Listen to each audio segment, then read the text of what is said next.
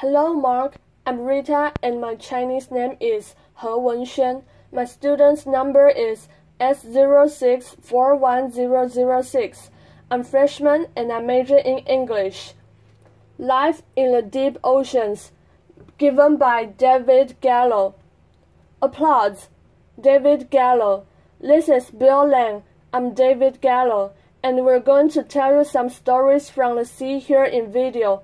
We've got some of the most incredible video of Titanic that's ever been seen, and we're not going to show you any of it. Laughter. The truth of the matter is that the Titanic, even though it's breaking all sorts of box office records, it's not the most exciting story from the sea. And the problem, I think, is that we take the ocean for granted. When you think about it, the oceans are 75% of the planet.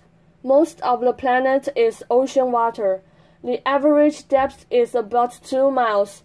Part of the problem, I think, is we stand at the beach or we see images like this of the ocean, and you look out at this great big blue expanse, and it's shimmering and it's moving, and there's waves and there's surf and there's tides, but you have no idea for what lies in there. And in the oceans, there are the longest mountain ranges on the planet. Most of the animals are in the oceans. Most of the earthquakes and volcanoes are in the sea, at the bottom of the sea. The biodiversity and the biodensity in the ocean is higher in places than it is in the rainforest. It's mostly unexplored, and yet there are beautiful sights like this that captivate us and make us become familiar with it. But when you're standing at the beach, I want you to think that you're standing at the edge of a very unfamiliar world. We have to have a very special technology to get into that unfamiliar world. We use the submarine Alvin, and we use cameras, and the cameras are something that Bill Lang has developed with the help of Sony. Marcel Proust said, "The true voyage of discovery is not so much in seeking new landscapes as in having new eyes." People that have partnered with us have given us new eyes, not only on what exists, the new landscapes at the bottom of the sea, but also how we think about life on the planet itself. Here's a jelly. It's one of my favorites because it's got all sorts of working parts. This turns out to be the longest creature in the oceans. It gets up to about 150 feet long. But see all those different working things? I love that kind of stuff. It's got these fishing lures on the bottom. They're going up and down. It's got tentacles dangling, swirling around like that. It's a colonial animal. These are all individual animals banding together to make this one creature. And it's got these jet thrusters up in front that it'll use in a moment, and a little light. If you take all the big fish and schooling fish and all that, put it on one side of the scale, put all the jelly type of animals on the other side, those guys win hands down. Most of the biomass in the ocean is made out of creatures like this. Here's the X-wing death jelly. Laughter. The bioluminescence. They use the lights for attracting mates and attracting prey and communicating. We couldn't begin to show you our archival stuff from the jellies. They come in all different sizes and shapes. Bill Lang. We tend to forget about the fact that the ocean is miles deep on average, and that we're real familiar with the animals that are in the first 200 or 300 feet. But we're not familiar with what exists from there all the way down to the bottom.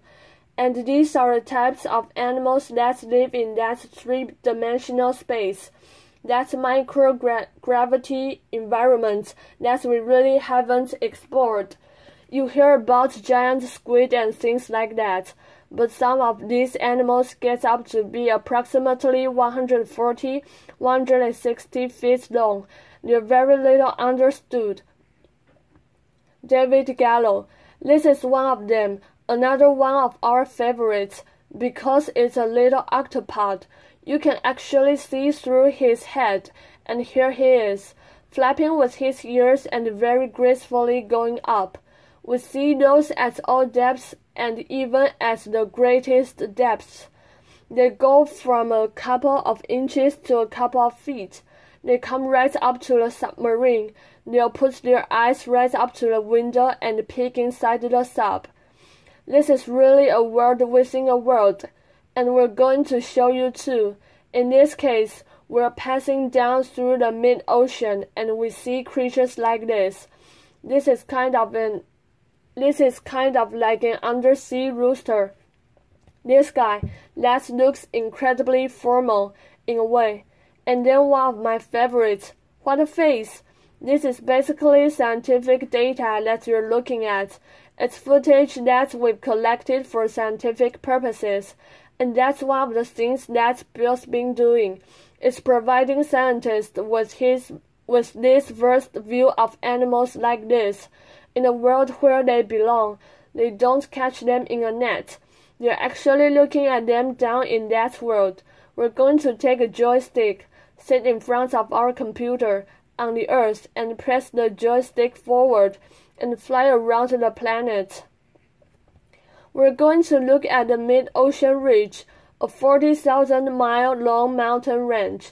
The average depth at the top of it is about 1.5 miles, and we're over the Atlantic. That's the ridge right there. But we're going to go across the Caribbean, Central America, and end up against the Pacific, 9 degrees north. We make maps of these mountain ranges with sound, with sonar, and this is one of those mountain ranges. We're coming around a cliff here on the right. The height of these mountains on either side of this valley is greater than the Alps in most cases, and there's tens of thousands of those mountains out there that haven't been mapped yet. This is a volcanic ridge. We're getting down further and further in scale, and eventually we come up with something like this. This is an icon of our robot, Jason, it's called, and you can sit in a room like this with a joystick and a headset and drive a robot like that around the bottom of the ocean in real time. One of the things we're trying to do at Woods Hole with our partners is to bring this virtual world, this unexplored region, back to the laboratory. Because we see it in bits and pieces right now, we see it either as sound, or we see it as video, or we see it as photographs, or we see it as chemical sensors, but we never have yet put it all together into one interesting picture. Here's where Bill's cameras really do shine. This is what's called a hydrothermal vent, and what you're seeing here is a cloud of densely packed hydrogen sulfide-rich water coming out of volcanic axis on the sea floor. Gets up to 600–700 degrees Fahrenheit, somewhere in that range. So that's all water under the sea, 1.5 miles, 2 miles, 3 miles down. And we knew it was volcanic back in the 60s, 70s. And then we had some hints that these things existed all along the axis of it. Because if you got volcanism, water's going to get down from the sea into cracks in the seafloor, come in contact with magma, and come shooting out hot. We weren't really aware that it would be so rich with sulfides, hydrogen sulfides. We didn't have any idea about these things, which we call chimneys. This is one of these hydrothermal vents. 600-degree Fahrenheit water coming out of the earth. On either side of us are mountain ranges that are higher than the Alps, so the setting here is very dramatic. Bill Land. The white material is a type of bacteria that thrives at 180 degrees centigrade. David Gallo. I think that's one of the greatest stories right now that we're seeing from the bottom of the sea. Is that the first thing we see coming out of the seafloor after a volcanic eruption is bacteria. and we started to wonder for a long time. How did it all get down there? What we find out now is that it's probably coming from inside the earth. Not only is it coming out of the earth, so biogenesis made from volcanic activity, but that bacteria support these colonies of life. The pressure here is 4,000 pounds per square inch, a mile and a half from the surface to 2 miles to 3 miles. No sun has ever gotten down here. All the energy to support these life forms is coming from inside the earth. So, chemosynthesis, you can see how dense the population is. These are called tube worms. Biolan. These worms have no digestive system. They have no mouth, but they have two types of gill structures. One for extracting oxygen out of the deep sea water, another one which houses this chemosynthetic bacteria, which takes the hydrothermal fluid, that hot water that you saw coming out of the bottom, and converts that into simple sugars that the tube worm can digest. David Gallo. You can see, here's a crab that lives down there. He's managed to grab a tip of these worms. Now, they normally retract as soon as a crab touches them. Oh, good going. So, as soon as a crab touches them, they retract down into their shells, just like your fingernails.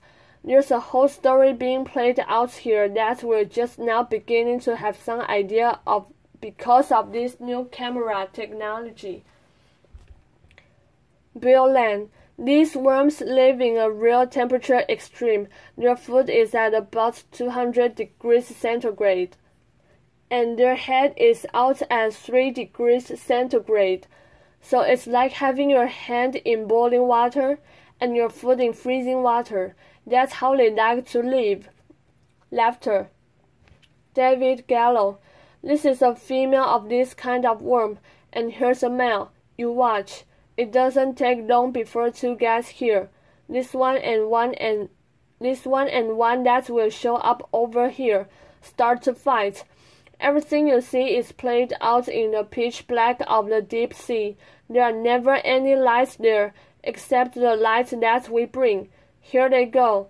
On one of the last dive series, we counted 200 species in these areas. 198 were new species. Biolan. One of the big problems is that for the biologists working at these sites, it's rather difficult to collect these animals, and they disintegrate on the way up, so the imagery is critical for the science. David Gallo. Two octopods at about 2 miles depth. This pressure thing really amazes me, that these animals can exist there at a depth with pressure enough to crush the Titanic like an empty Pepsi can. What we saw up till now was from the Pacific.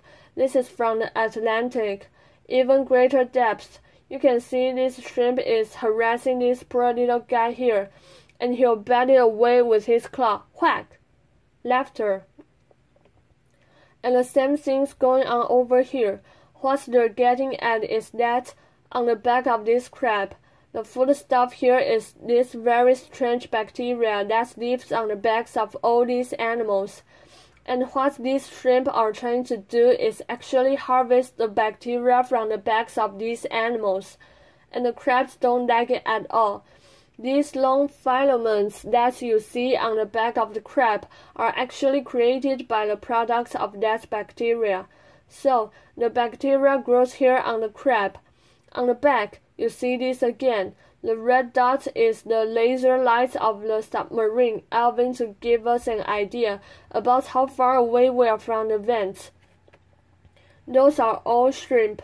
You can see the hot water over here, and here, coming out. They're clinging to a rock face and actually scraping bacteria off that rock face. Here's a tiny little vent that comes out of the side of that pillar. Those pillars get up to several stories. So here, You've got this valley with this incredible alien landscape of pillars and hot springs and volcanic eruptions and earthquakes, inhabited by these very strange animals that live only on chemical energy coming out of the ground. They don't need the sun at all. Bill Lang. You see this white V-shaped mark on the back of the shrimp? It's actually a light-sensing organ. It's how they find the hydrothermal vents. The vents are emitting a black body radiation, an IR signature, and so they're able to find these vents at considerable distances. David Gallo. All this stuff is happening along that 40,000-mile long mountain range that we're calling the ribbon of life, because just even today, as we speak, there's life being generated there from volcanic activity. This is the first time we ever tried this any place. We're going to try to show you high definition from the Pacific. We're moving up one of these pillars. This one's several stories tall. In it, you'll see that it's a habitat for a lot of different animals. There's a funny kind of hot place here, with vent water coming out of it, so all of these are individual homes for worms. Now here's a closer view of that community. Here's crabs here, worms here. There are smaller animals crawling around. Here's pagoda structures. I think this is the neatest looking thing. I just can't get over this. That you've got these little chimneys sitting here smoking away. This stuff is toxic as hell. By the way, you could never get a permit to dump this in the ocean, and it's coming out all from it. Laughter. It's unbelievable. It's basically sulfuric acid, and it's being just dumped out at incredible rates, and animals are thriving, and we probably came from here. That's probably where we evolved from. Bill Lang. This bacteria that we've been talking about turns out to be the most simplest form of life found. There are a number of groups that are proposing that life evolved at these vent sites. Although the vent sites are short-lived, an individual site may last only 10 years or so. As an ecosystem, they've been stable for millions, well, billions of years. David Gallo. It works too well. You see, there's some fish inside here as well. There's a fish sitting here. Here's a crab with his claw right at the end of that tube worm, waiting for that worm to stick his head out. Laughter. Bill Lang. The biologist right now cannot explain why these animals are so active. The worms are growing inches per week. David Gallo. I already said that this site, from human perspective, is toxic as hell. Not only that, but on top, the lifeblood. That plumbing system turns off every year or so. Their plumbing system turns off, so the sites have to move. And then there's earthquakes, and then volcanic eruptions, on the order of one every 5 years. That completely wipes the area out. Despite that, these animals grow back in about a year's time. You're talking about biodensities and biodiversity again, higher than the rainforest that just springs back to life. Is it sensitive? Yes. Is it fragile? No, it's not really very fragile. I'll end up with saying one thing. There's a story in the sea, in the waters of the sea, in the sediments and the rocks of the sea floor. It's an incredible story. What we see when we look back in time, in those sediments and rocks, is a record of Earth's history. Everything on this planet, everything, works by cycles and rhythms. The continents move apart. They come back together. Oceans come and go. Mountains come and go. Glaciers come and go. El Nino comes and goes. It's not a disaster. It's rhythmic. What we're learning now is almost like a symphony. It's just like music. It really is just like music. And what we're learning now is that you can't listen to a 5 billion-year-long symphony, get to today and say, stop, we want tomorrow's notes to be the same as it was today. It's absurd. It's just absurd. So, what we've got to learn now is to find out where this planet's going at all these different scales and work with it. Learn to manage it. The concept of preservation is futile. Conservation's tougher, but we can probably get there. Thank you very much. Thank you. Applause. Thank you for listening.